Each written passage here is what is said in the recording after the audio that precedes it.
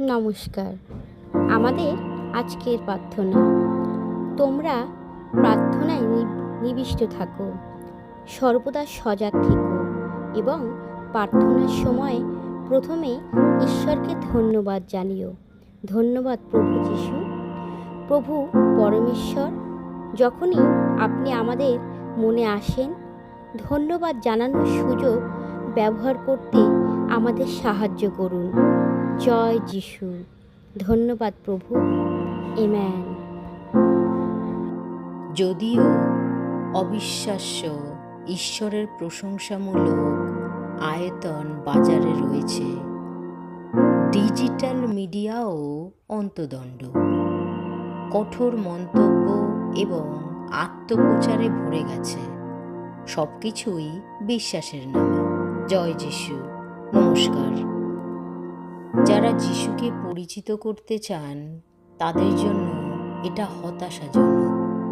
অনুগ্রহ এবং সত্যের বার্তা কিভাবে এত বেশি বিকৃত হয়ে যাচ্ছে, সত্য ভালোবাসা ছাড়াই ব্যবহার হচ্ছে এবং দূষণ করুণাকে নিমার্জিত করছে। কিন্তু যিশুর দিকে তাকালে তিনি কখনো অভিযোগের মুখোমুখি হননি, বরং তিনি যেখানেই ছিলেন, যেখানেই যেই লোকেদের সাথেই দেখা করেছিলেন, সংযোগ তৈরি করেছিলেন, তারা যেমন তাদের সাথে তেমনভাবেই মিশেছিলেন এবং তাদের রূপান্তরের জন্য আমন্ত্রণ জানিয়েছিলেন। আমাদের জীবনের এই মুহূর্তে আমরা একটা পরিবর্তনের অংশ হতে পারি। এই কল্পনাতেই মন জুড়িয়ে যায়।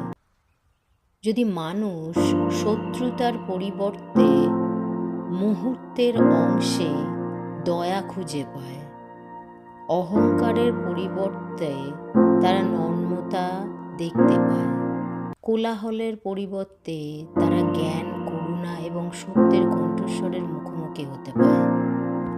আজকের শর্তাবলীতে সাধু পল এমনভাবে জীবনযাপন করতে উৎসাহিত করেছেন যাতে বাইরের লোকেদেরও সহায়ক উপকার করা যায়।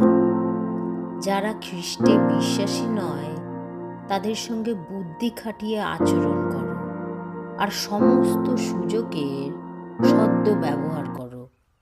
তোমাদের কথাবার্তা সব সময় যেন বিজ্ঞতা ও মাধুর্যপূর্ণ হয়, তাহলে প্রত্যেক মানুষকে তোমরা যথাযথভাবে উত্তর দিতে পারবে। আজকের এই শর্তাবলীতে অনলাইনে বিশ্বাস ভাগ করে নেওয়ার জন্য 4টি মূল নীতি দেয়া হয়েছে। পোস্ট করার আগে বুদ্ধিমানের মতন ভাবতে, এই কথাগুলো কি উৎসাহিত করতে উপকারী? যিশু আমার জায়গায় থাকলে কি এগুলো করতেন? খ্রিস্টীয় বোমাবাজির শব্দগুলি এবং বিচারমূলক সুর এড়িয়ে চলাই জ্ঞানী ব্যক্তির কাজ। উত্তর দেওয়ার আগে বুঝতে চেষ্টা করা, সক্ষম থাকা। সোশ্যাল মিডিয়া এমন লোকেদের দ্বারা পরিপূর্ণ যারা অনুসন্ধান করছে, আঘাত পেয়েছে এবং প্রশ্ন জিজ্ঞাসা করছে।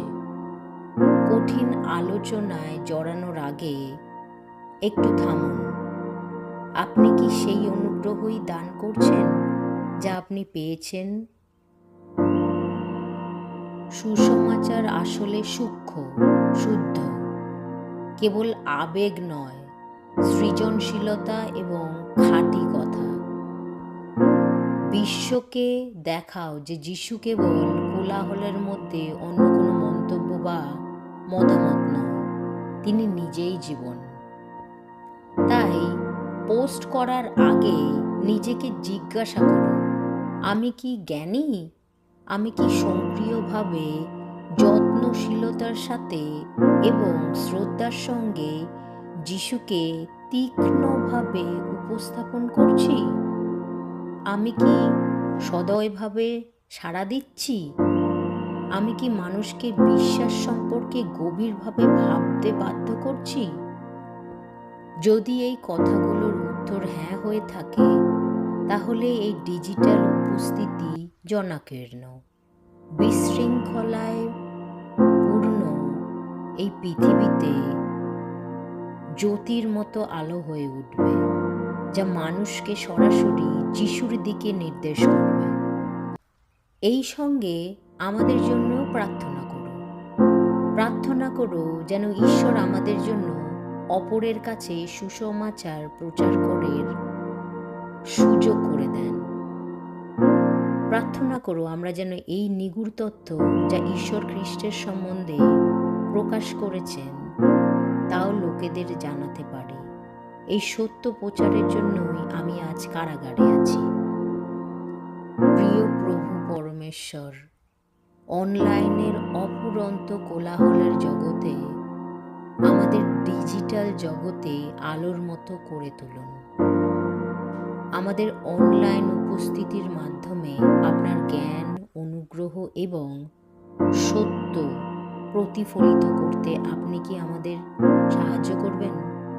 অনলাইনে এবং ব্যক্তিগতভাবে আমাদেরকে ভালোবাসার সাথে কথা বলতে, বাধ্যতা হয়ে চলতে, বোধগম্যতার সাথে শুনতে এবং দয়া ও সাহসের সাথে আমাদের বিশ্বাস ভাগ করতে আমাদের শিখিয়ে নিন। প্রতিটি পোস্ট, মন্তব্য এবং কথাবার্তা আলাপ আলোচনায় আপনার দিকে নির্দেশ করুন, যিনি জীবন এবং আশার উৎস। ভাঙা হৃদয়কে আপনার কাছে আনতে আমাদের পদচিহ্নগুলিও ব্যবহার করুন। শতকোটি আগাম ধন্যবাদ আমাদের এই প্রার্থনা গ্রহণ করার জন্য। জয় যিশুর জয় হোক। আমেন। পিতা পরমেশ্বর, আমাদের হৃদয়, মন, মানবতাকে কারাগারের থেকে উদ্ধার করুন প্রভু।